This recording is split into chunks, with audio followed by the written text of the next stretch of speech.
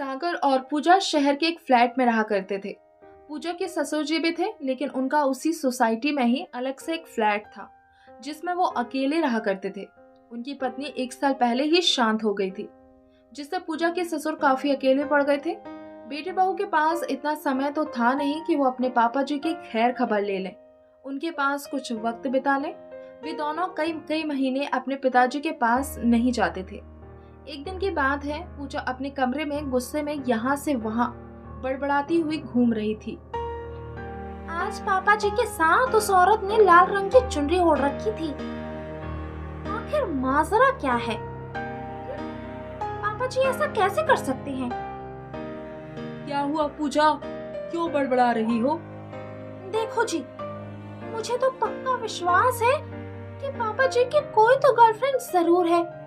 शायद वो नई कार भी उसी के लिए ही खरीदी है। पागल हो गई हो क्या? क्या बोले जा रही हो? मैंने तो ऐसा कुछ भी नहीं देखा। लो, तो क्या मैं झूठ बोल रही हूँ? आज तो हद ही कर दी पापा जी ने। क्यों? ऐसा क्या कर दिया उन्होंने? मार्केट गई थी सब्जी लेने, तभी पापा जी की कार मेरे बिल्कुल सामने आकर रुकी।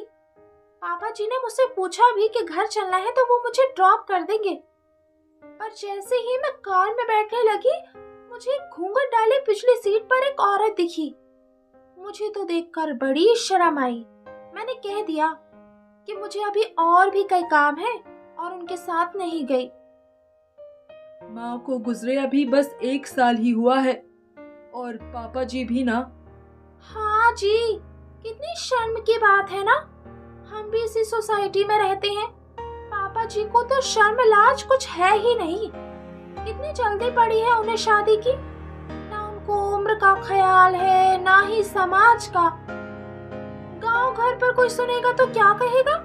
रिश्तेदारों के बीच तो हमारी नाक ही कट जानी है। हाँ बोलो, मैं क्या करूं? मुझे क्या अच्छा लग रहा है ये सब?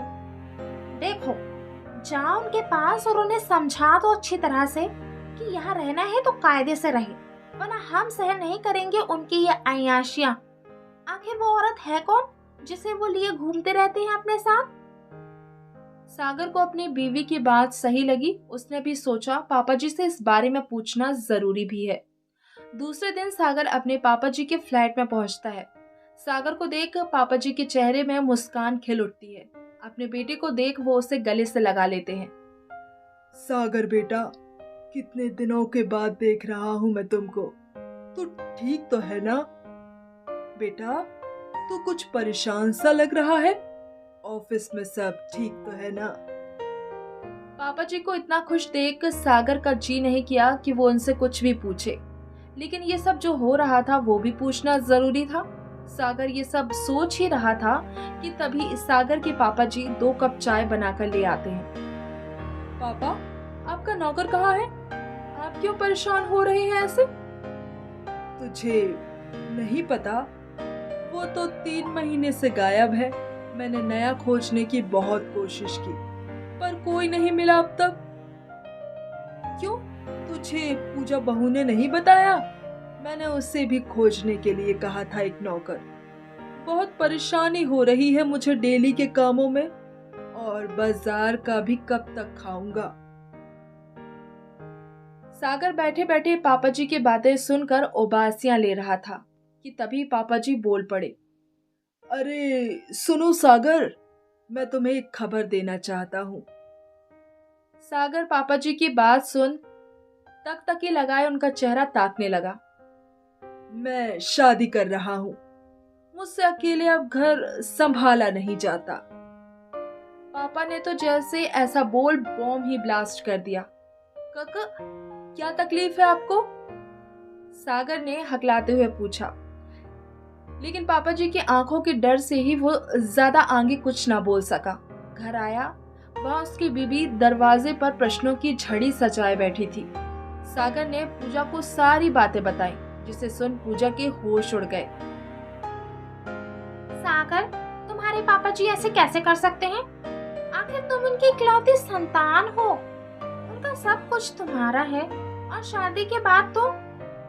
पूजा आगे कुछ कहती उससे पहले ही सागर बोल पड़ा। पूजा, हमने उनका सब कुछ तो बिकवा दिया, गांव की उनकी जमीन, उनका पुश्तैनी घर। उसी के पैसों से आज इतनी बड़ी सिटी में हमने 2 फ्लैट भी खरीदे हैं। अभी भी उनकी प्रॉपर्टी पर हम आंख गड़ाए बैठे हैं। आखिर हमने उनके लिए किया ही क्या है? उनकी मुश्किलें तो हमें कभी दिखाई ही नहीं दी, उनकी शादी का डर हमें सताने लगा। पूजा सागर की बातों को ध्यान से सुन रही थी। उसे खुद पर ही लज्जा रही थी। वो सागर के सामने सिर झुकाए खड़ी थी। दोनों पूरी रात इसी सोच में सोए नहीं थे कि हमने पापा जी के साथ कितना गलत किया।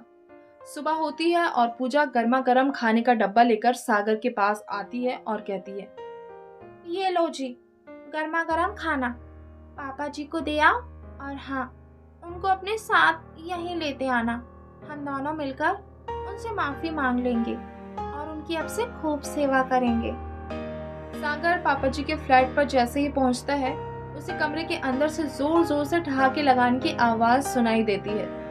अरे किस्नू, तूने दुपट्टा ओढ़कर 4 दिन मेरा साथ क्या दिया, मेरे बच्चे संभल गए।